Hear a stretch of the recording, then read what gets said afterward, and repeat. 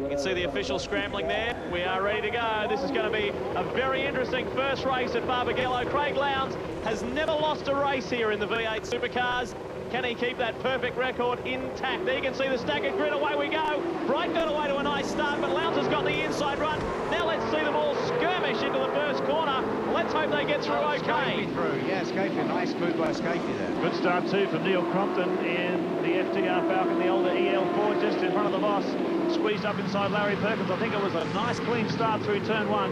Global Holden Racing Team duo up front. That was slick. They've all got through there nicely. Look at the chain around there. It is a freight train, and they've all got through perfectly, all 31 of them. Already some early challenges going on. You can see the two Shell Helix cars there a little further back than where they'd like to be. That's Mark Noski in the Holden Young Lions car just ahead of them.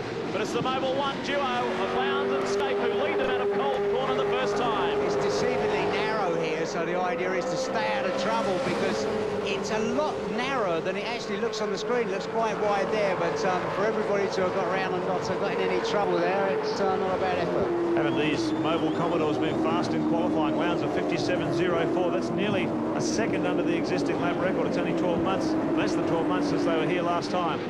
So incredible level of development continuing in those Mobil cars. Lowndes leading from Scape. That is Bright, Faulkner, Crompton, a good start up to 5th, Perkins 6th, Murphy in 7th, John Bowe in the new AU Falcon in 8th position. There's your Bridgestone race analysis. As we've said, 31 starters, and it was so tight in qualifying. First to 18th, just 9/10 of a second. We're talking Formula Ford stuff here. That's how close it is as they come over the hill and down into cold corner. Really hard on the brakes here, and this is a big sweeping right-hander before they climb the hill. We go on board with Mark Scaife, sitting in second at the moment. A little disappointed with his efforts at Adelaide. You can bet that Mark Scaife will bounce back here at Barbagallo. Bright sits there. John Faulkner is very well placed in the better electrical Commodore. We stay on board with Scaife now. Hard at work through Nova's corner and onto the main straight. Well, as a result of those problems some of these drivers suffered at Adelaide, they've really learned a lesson. They've gone through and really had a look at their driving environment, maybe moved their seating positions around or their steering wheel positions, because a number of drivers, including Mark Scaife, suffered pinched nerves and all sorts of muscular spasms and all sorts of things. So it's really had them re-examine the seating positions in the cars. I tell you, it's going quick. He's Crompton. He's just moved up. He's up into 4th now. Done a good work. Faulkner's dropped back to 5th. Perkins is holding steady. There's a good battle going on there between he and Greg Murphy. Down into this, what they call the basin. Again, there is your Shell Helix race score, bottom of screen. I'll tell you what, Jason Bright's not letting these guys get away too far, but they're starting to increase their gap on the rest of the field. Neil Crompton's got a bit of work to do to catch up to Jason Bright, but he's done well in the old EL Falcon, and that is the last time you will see Crompton in the FTR EL. Oh, there's a challenge on there. Faulkner looking for the inside line. Next time round, well, Crompton gets sideways. Faulkner's pressing for the inside line. Then we go back to Perkins. Then there's Murphy, John Bowe. Let's see. Oh, this looks busy. Oh, yeah, he's got his mirrors absolutely full here, Crompton. John Faulkner very fast in both unofficial sessions early on today, and he carried that form through in qualifying too in the better electrical car, and he's right in the thick of things here. Larry Perkins too had a terrible time in unofficial practice, found himself in the slowest 50% in qualifying, and all of a sudden shot up to 4th on the grid. It was a phenomenal effort. Yeah, it's not usual. We don't usually see Larry in that bottom. Look at Larry. And look at Murphy. Yeah, Larry very slow through there, and Murphy really gained an enormous amount of ground. I don't know what Larry did there, where he had some kind of problem, maybe missed a gear, but the Murph really caught a hell of a lot of ground. Well, this man's the fastest of the Fords at the moment, Jason Bright. He's running away with this Mobil Commodore pack. Lowndes a 58.52. Scaife matched him a 58.52 last time around. That's how close it is between the two Mobil drivers. Jason Bright just a fraction behind Crompton now, getting the blowtorch from John Faulkner in a big pack of cars. We'll have a look at where we're all positioned here. Crompton, Faulkner, Perkins. First of the wins, Commodores. Look at that Cat Falcon, the new XR8 of John Bowe. It's barely turned a wheel. Oh, gosh. Paul Radicic up the inside. Mark Noski. Oh, there must have been 3 or 4 little elbows there. He's a very forceful driver, the New Zealand international, and he's really on a charge. Well, you can tell by the old body language, he's made up his mind he was going through whatever happened. Well, he had to come there. He qualified. They had problems in qualifying. He was 17th off the grid, Paul Radicic, and now he is moving his way up at a rapid rate. And on Stick Johnson is on the other side of Mark Noski. Lap 5 for 20, and he locks it up going down into cold corner. Radicic really on the charge and pushing hard as they climb the hill. He bounced back okay from the Adelaide 500. We saw him get carried out of the car as he was suffering from fume inhalation. We look at the run further back, Rodney Forbes and Cameron McLean. Oh, that's great from them, isn't it? God, that's really good going. Well, when you look at the quality of the field they're running with, Baz, the two short forwards right up there. But here's our leaders, Craig Lowndes. Normally we see Lowndes very quick on cold tyres. First time around opens a bit of a gap. Well, he didn't do it this time. Scaife's gone right with him, matching him. Lap for lap, 58.13 for Lowndes that time around, and 58.28 for Scaife. So he's really applying the pressure to his teammate Jason Bright now, 2.2 seconds behind the Mobile Commodores. Compton remains in fourth ahead of John Faulkner. In fifth in the better electric car, Perkins, Murphy, Bowsey and Barbagallo. Those positions have not changed. It's a great run for the Cat Ford of John Bow, the first time they've raced the AU. And how appropriate, doing it here in front of their home crowd. Let's have a look at as the field runs over the hill, down in excess of 250 kilometres an hour, down into Novus Corner, and the run onto the main straight. There's Perkins with Murphy still intact. Seaton pressuring. This is nice and close. Tander's in there. Just behind him is Tony Longhurst. Then this gaggle here. The old Wayne Gardner car of Rodney Forbes challenging Dick Johnson big time. Perkins gets a little out of shape going into the first turn. You can see Paul Romano in the background there, just behind Cameron McLean. It's been a disastrous weekend so far for the Siemens mobile team. They've had a lot of engine problems there. Some 22 kilometres an hour down on last year's straight line speed, so they're trying to overcome that. Yeah, they've had some really silly mechanical problems with a car that really shouldn't have happened. So he needs to get his team sorted out. In fact, in Adelaide, he had a complete brake failure. That's why he hit somebody up the backside. It was Radisich. Paul Radisich, 38 years of age. Oh, look, he's struggling a bit with that car. It's all the turn into cold corner. He just seems to grab a big handful of opposite lock. It doesn't look like it's behaving very well on that part of the track. But just about everybody, Mark, you've spoken to has complained of lack of grip. You know, it's either understeer or... Oh, Seaton working hard there. Well, conditions have changed quite dramatically since qualifying. Earlier on the day, track temperatures are up around 37, 38 degrees. They've dropped about 8 or 9 degrees, and that can have quite a critical effect on the performance of these tyres. All the cars that we're slating around a little bit. Plus the fact we've had that pretty high wind, so that's blown sand onto the circuit. So there's going to be a lot less grip than they were boated about before. On board with Glenn Seaton in 9th position. John Bow and the new Cat Racing XR8 Falcon just ahead of him. And that really is an outstanding effort by the new local team under Kevin Otway and Steve Renshaw. This car has barely turned a wheel. They had a lot of engine problems earlier in the week. They finally got the package reliable, and to be showing this amount of speed this early on is very impressive. Yeah, they're doing extremely well. Phil Curtis, ex-DJR, and also Steve Hoinville, who was a former Tickford guy working on this car. Let's ride with Seaton for the moment down into Novus Corner and have a listen.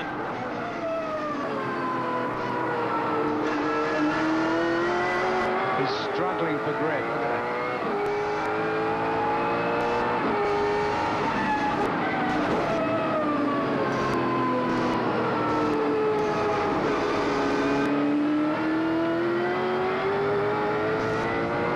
Triple imagery on-board data there for you. What a great ride with Ford's factory man Glenn Seaton in the AU XR8 chasing another AU, and in the space of 4 months they've built that AU and started from scratch. It's been a great job by the Perth-based team. It's very, very tight corner, very late apex coming out of Cole. Maximum power on the climb up the hill, but boy, these cars rocket out of here. Top speed at the top of Simcoe Straight, about 250 kilometres an hour as they brake hard coming down toward Novus. It's the fastest part of the track. You look at Lowndes' time now, he's just lapped a second quicker than Jason Bright, a whole second. Scaife's going with him too. Scaife was quicker that time at 58.56 and Scaife Lowndes at 58.68, so the Mobile boys really mixing it up amongst themselves. But the critical thing is they've opened the gap to Bright. 3.7 seconds back to the Pertec Falcon, and we're only 9 laps into this contest. They're doing it comfortably. I'll tell you who's doing well, but he's under siege at the moment. It's Greg Murphy in the Winch Commodore. Coming into this round, he sits second in the Shell Championship Series. And that team, both he and Stephen Richards, have not done an ounce of testing.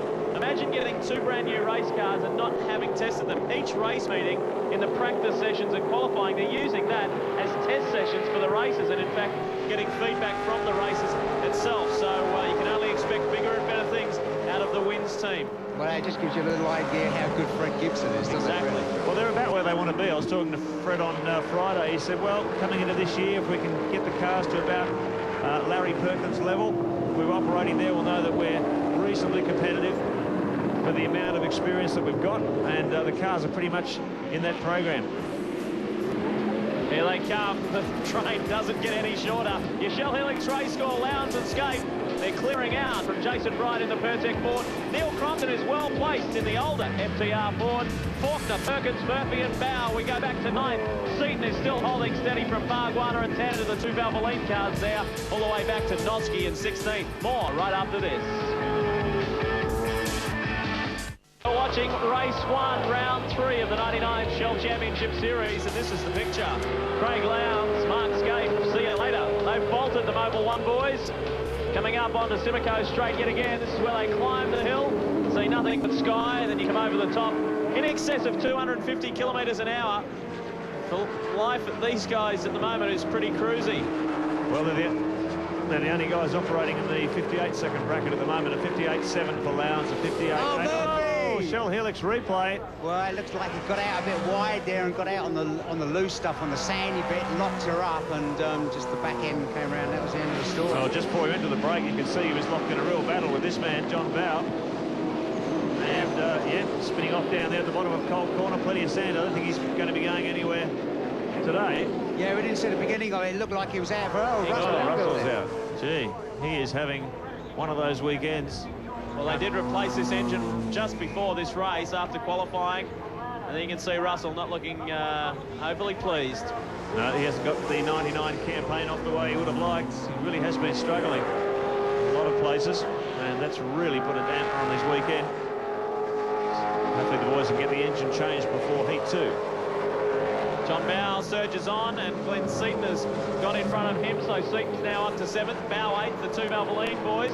Jason Barbagallo in the VT, and Garth Tanner, the local driver in the older VS. Oh, look at Stephen Richards up the inside of Tony Longhurst. Great move. Oh, that was a good move. Yeah, it's a great overtaking spot. All the drivers say that because you're breaking uphill. And Paul Radisich too. He's got a very fast run onto the pit straight through Nova's corner. Shell Helix replay. Oh, yeah, Smurf just locking her up on the front there. And he was out very wide. It's very grey and sort of sandy out there. So it looks like that's where Seaton got on Bow as well, ducking up the inside on the exit of Cold Corner. As we get back to it, here's Stephen Richards, who has just moved up on Tony Longhurst. So he is now up into 11th position, and Radisich has got through on Longhurst as well. So Radisich has come from 17th position up into 12th. So he's probably been the biggest mover in the pack so far. Yeah, great drive. Stephen Richards, car 7, wins Commodores. That's his program for this year. Top 10, top 5 podium. And he's certainly heading that direction now. Reigning Bathurst champion, the Jason Bright last year in the Pertec Falcon. Switched to Gibson Motorsport this year. And it's a team just making continual progress. I tell you what, seeing Stephen out of the car and just walking around the paddock, he is fit. He has been training the house down. He's been training 5 and 6 days a week with Greg Murphy, and a guy by the name of Larry Cohen, who used to be in charge of the Mobil 1 Holden Racing Team's fitness program. And Murph and Stephen are just right on top of their fitness at the moment, and Stephen said it's made the world of difference. Sounds a bit like you, actually, Lee. Yeah, exactly. Now, they're a very young team too. We just hear from the pits that Russell Engel's retirement was caused by an oil leak. May have had a drama with that engine change, a hasty engine change before this heat. It's always difficult trying to get everything right. As long as it wasn't a conrod that poked a hole in the crankcase that made the oil leak.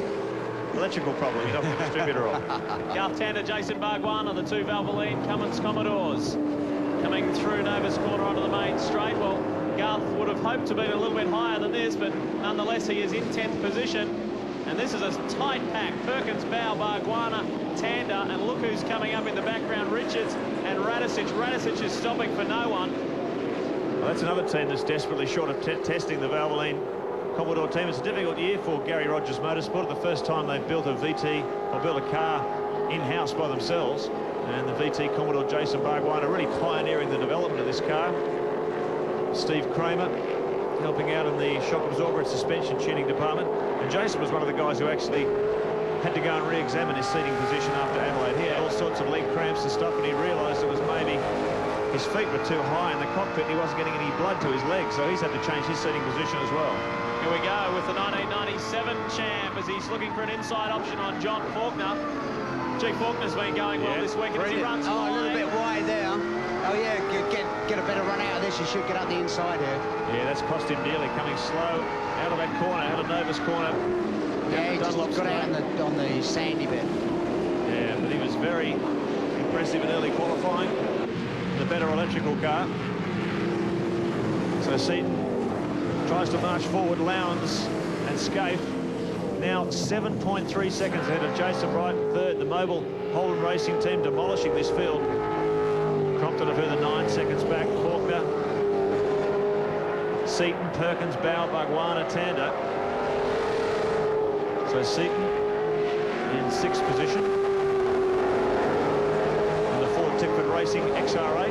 That team has been working overtime like, I guess, like each and every other team, because not only are they building Crompton's car, which the new AU XR8, which will be ready for Phillip on, they've been building a third AU as a spare car for the two of them. So they've really had their work cut out for them, the Ford factory guys. Well, he's right up behind his teammate now. Neil Crompton there, running in 4th position. That'll move Seaton up to 5th. Faulkner back to 6th. Perkins is 7th. John Bow still in 8th. Barbagallo 9th and Tander in 10th. The Valvoline duo rounding out the top 10. Dick Johnson on screen there running in 14th. Rodney Forbes is the top place privateer ahead of Cameron McLean. And there is Mark Larkham, who started in 20th and is now up into 18th position. 3 laps left to run. And Larkham would not be pleased with that at all. I can't see what's going on. There's something drastic going on there because he's really not going quick. Lap 18 of 20, and Larkham's got no time left to improve on that, really, and he's a long way behind the next car in front of him, which is Paul Romano in 17th. There's the Bridgestone profile on screen at the moment, and well, at least he was a little bit had a good philosophy about it. He said, my worst last year, my worst ever was 19th. He said, I've gone one better this year's 20th.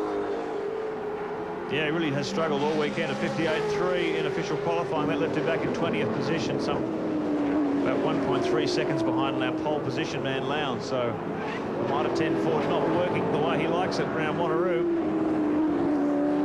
But he's still battling on, trying to pick up as many points as he can. Tough time at the moment too, with the you're seeing a lot of the cars move around on the circuit. This is a very abrasive circuit. Oh, look, right. See how these right foot and left foot, I like that. What do they say about these blokes? Give them an inch and they take a yard. Unbelievable. Great. The Mitre 10 racing boots. And just in case he gets confused. Yeah, exactly. So Mark Larkham soldiers on. Oh! Ron Nash. Last lap. Starting the last lap for our race leader, Craig Lowndes. Lights on both the Mobile Commodores.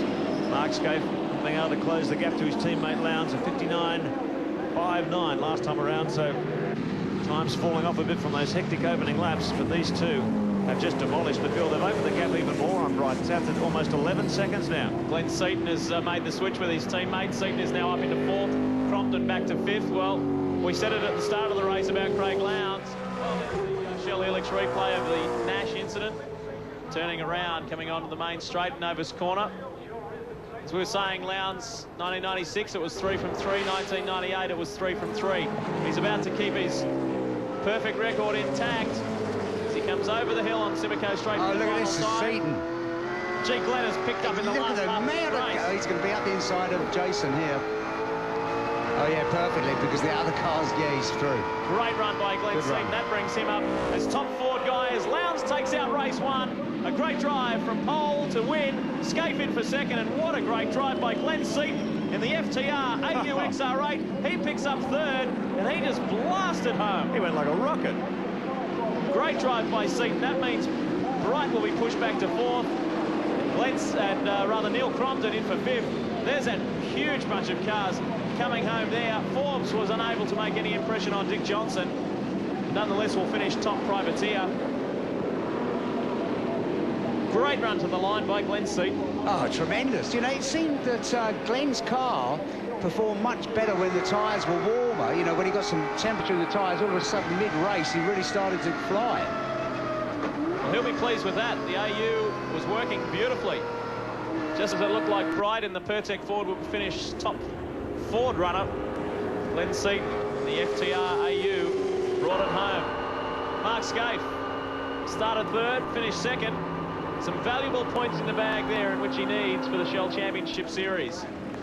You've got to hand it to the HRT lot, I say every time. I mean, you do, because they were struggling, Lee, this morning, you know, in qualifying. They were really struggling. No grip front nor back, and there's Jeff Gretsch there with his smile. Pleasing day for those guys. I'll tell you what, for the other teams, this is scary. Yeah. I mean, the totally Mobil agree. 1 HRT dominance is unbelievable. As they roll into the pit lane.